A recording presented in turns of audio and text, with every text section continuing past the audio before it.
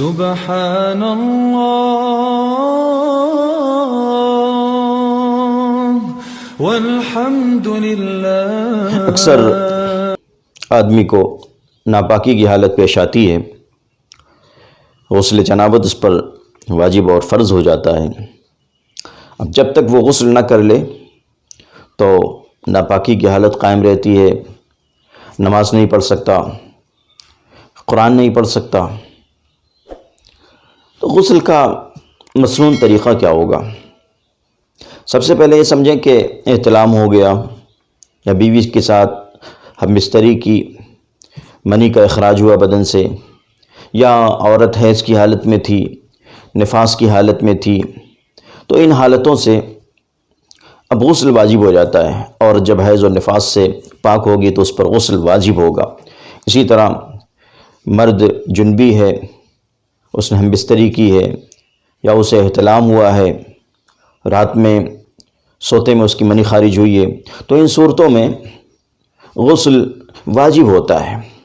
اب غسل واجب کس طرح کرے، کس طرح پاکی حاصل کرے کہ وہ نماز پڑھ سکے اور قرآن کی تلاوت کر سکے اور اس کا غسل بالکل مکمل ہو؟ اس لیے کہ اگر غسل صحیح نہیں ہوگا، اگر صحیح طریقے سے غسل نہیں کیا کسی شخص نے، تو جتنی نماز پڑھے گا وہ نمازیں نہیں ہوں گی، بلکہ وہ الٹا گنہگار ہوگا۔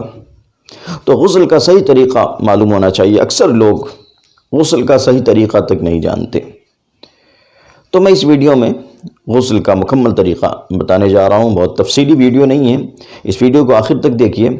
سب سے پہلے گٹوں تک، یہ جو گٹے ہیں یہاں تک اچھی طرح ہاتھ دھوئے، 3 دفعہ اچھی طرح ہاتھ دھوئے، اس لیے کہ ہاتھ گندگی کی جگہ پہ چلا جاتا ہے، خاص طور سے رات میں سوتے ہوئے۔ لہٰذا پہلا کام یہ کرنا ہے کہ گٹوں تک اچھی طرح ہاتھ دھوئے، 3 مرتبہ اچھی طرح ہاتھ دھوئے، پہلا کام۔ دوسرا کام یہ کرے کہ شرمگاہ کو دھوئے، نجاست کی جو جگہ ہے شرمگاہ، وہاں پہ جو نجاست لگی ہے اس کو دھوئے، اچھی طرح دھو ڈالے۔ یہ دوسرا کام کرنا ہے۔ اور تیسرا کام، بدن پر کہیں نجاست لگی ہے، کہیں منی لگی ہے، یا اور بھی کوئی ناپاکی لگی ہے عورتوں میں، تو اس ناپاکی کو دور کریں۔ بدن پہ کہیں بھی نجاست اور ناپاکی لگی اس کو بھی صاف کریں، اس کو بھی دھل ڈالیں۔ اور اگر کپڑے میں نجاست لگی ہے تو کپڑے کو بھی صاف کر لیں، یا کم از کم غسل کرتے وقت کپڑا جو ہے، ناپاک کپڑا بدن سے مس نہ کرے، اس لیے کہ غسل کر رہا ہے اور ناپاک کپڑا بھی جو ہے بدن سے مس ہو رہا ہے تو ناپاکی بھی بدن میں لگ رہی ہے۔ تو کچھ اس طرح کرے، کپڑے کی ناپاکی بھی دھو ڈالے اور اس کو دور کر دے، یا کپڑا چینج کر کے غسل کرے، تاکہ جب پانی پڑے تو وہ نجاست تازہ ہو کر بدن کو مس نہ کرے۔ تو سب سے پہلے گٹوں تک 3 مرتبہ ہاتھ دھو لیا، پھر شرمگاہ دھوئے، اور جہاں بھی بدن میں ناپاکی لگی ہے ان جگہوں کو دھو ڈالیں۔ اب وضو کریں، جس طرح نماز کے لیے وضو کیا جاتا ہے اس طرح وضو کریں، مکمل وضو کریں، ٹھیک ہے؟ وضو کرنا ہے، مکمل وضو کریں، پیروں کو دھوئے، سب مکمل وضو کریں۔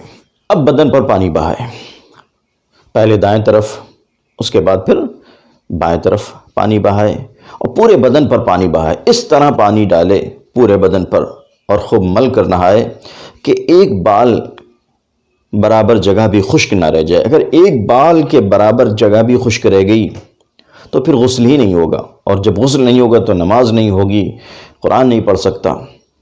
لہٰذا بڑے اہتمام کے ساتھ غسل جنابت بہت اہتمام کے ساتھ کریں۔ اور اگر غسل جنابت نہیں کر رہا ہے، یوں ہی غسل کر رہا ہے، تو بھی شروع میں وضو کرنا چاہیے، وضو کرنا چاہیے۔ لہٰذا بدن پر پانی بہائے، بہت زیادہ نہ، پانی اب نہاتا ہی چلا جا رہا ہے، بس 3 مرتبہ پانی بہائے پورے بدن پر، اس طرح کوشش کریں، اور خوب مل کر نہائے، یعنی بدن میں بال برابر جگہ بھی خشک نہ رہ جائے۔